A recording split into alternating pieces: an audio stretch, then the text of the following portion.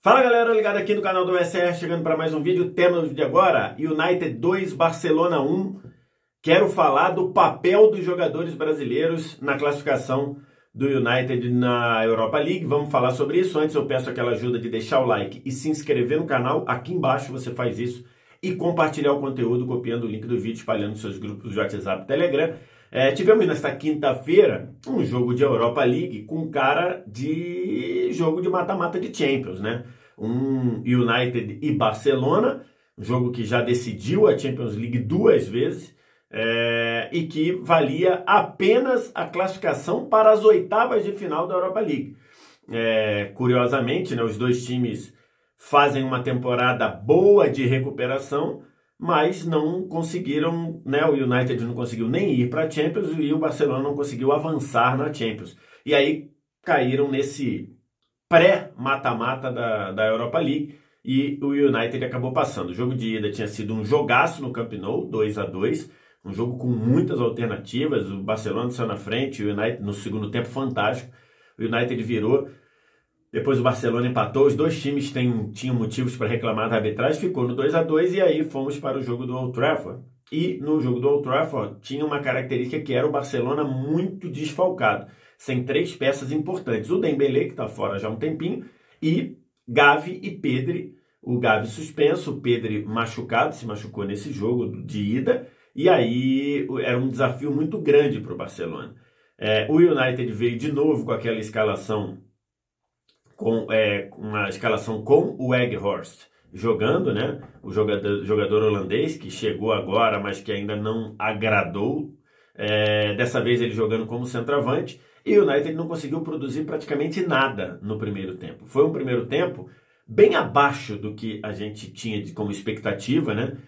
De pouquíssimas chances de gols para os dois lados. O Barcelona saiu vencendo por 1-0, foi para o intervalo vencendo por 1-0 num pênalti bobo do Bruno Fernandes, que puxou o Baldé dentro da área, né? Ele tentou dar aquele puxão, depois soltou aquele miguezinho, mas o árbitro marcou o pênalti. O Lewandowski bateu, o De Gea quase pegou, acertou o canto, tocou na bola, mas a bola ainda entrou. O primeiro tempo foi de poucas, foi até bem abaixo do que a gente imaginava, do que eu imaginava, pelo menos, pela expectativa do jogo lá do Camp Nou.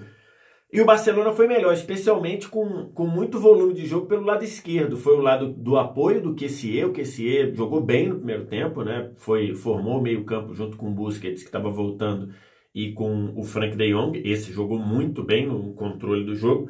Mas o Kessié se projetando pelo lado esquerdo, aparecendo na área. E o Baldé, né? O lateral esquerdo que foi quem atuou ali na lateral esquerda, jogando muito bem, aparecendo na área. Mas, no geral, assim, foi um jogo bem abaixo em termos de emoção, em termos de oportunidades. E o United praticamente não fez nada. Foi o United que tinha Rashford aberto de um lado, Sancho do outro e o Weghorst no meio dos zagueiros. Praticamente não tocou na bola. Você tinha ali Fred, Casemiro e o Bruno Fernandes sendo o cara da criação, mas o United praticamente não fez nada no primeiro tempo.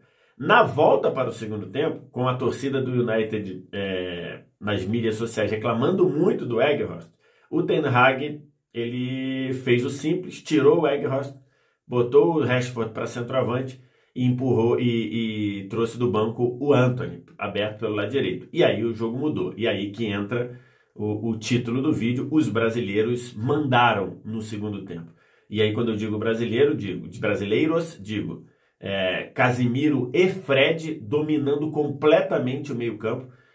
O United claramente se postou mais à frente, subiu as suas linhas, correndo o risco lá atrás de deixar uma bola escapada para o Barcelona, mas subiu suas linhas. E aí Casemiro e Fred dominaram completamente o meio-campo.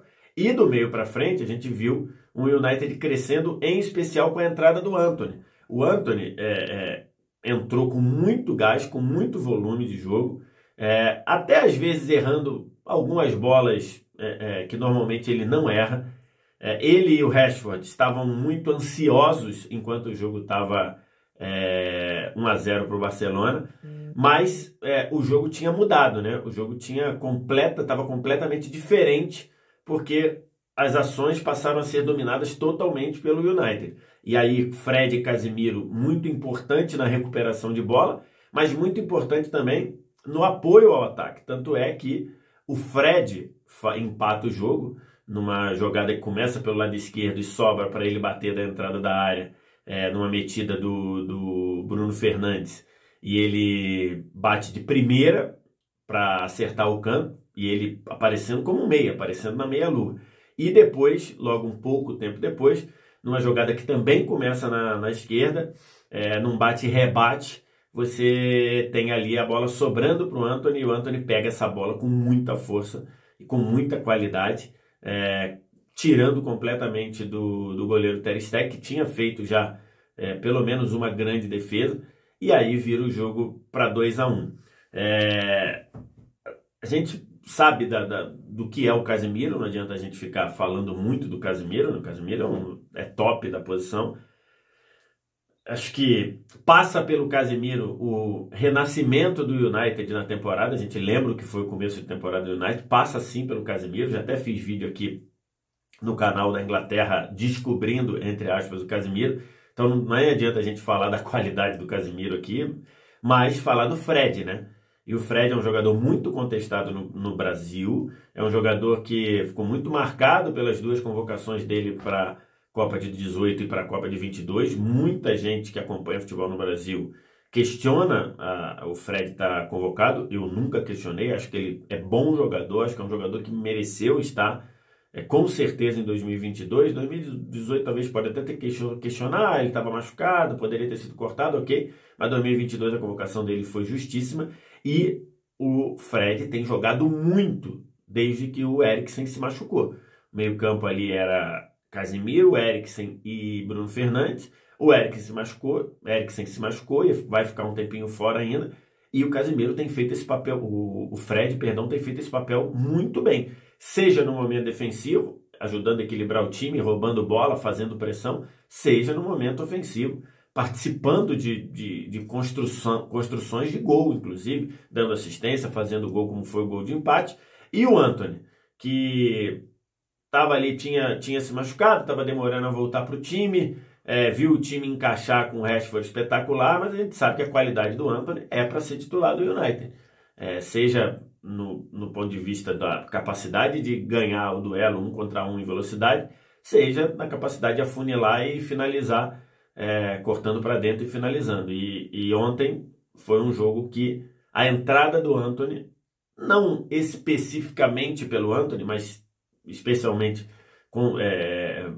consideravelmente porque o Weghorst saiu, mas o Antony ontem entrou muito bem do ponto de vista de ações, de ser muito voluntarioso, de ajudar o time no volume de jogo. Depois errando muito no começo, mas depois passou a acertou tanto que fez o gol da vitória. Grande classificação do Manchester United, grande classificação. Aliás, o duelo foi um duelo muito bom. Acho que o Barcelona sentiu no segundo tempo as ausências ali, né, de Pedro e de Gavi, e do Dembélé também. Praticamente não conseguiu, depois do 2-1, fazer uma pressão para empatar o jogo. E o United avança para as oitavas de final da Europa League. O Barcelona vai se concentrar na Copa do Rei, que está na semifinal, pegando o Real Madrid, e também no Campeonato Espanhol, esse mais tranquilo, liderando com 8 pontos de vantagem sobre o seu maior rival. Os brasileiros estão com tudo no United. É isso que a gente consegue atestar nessa temporada e depois dessa classificação contra o Barcelona. Quero te ouvir o que você tem a dizer, diz aqui embaixo nos comentários. Deixa o like, se inscreve no canal, sininho das notificações, copia o link do vídeo, espalha aí nos seus grupos do WhatsApp, Telegram. Obrigado demais pela audiência, valeu, tchau.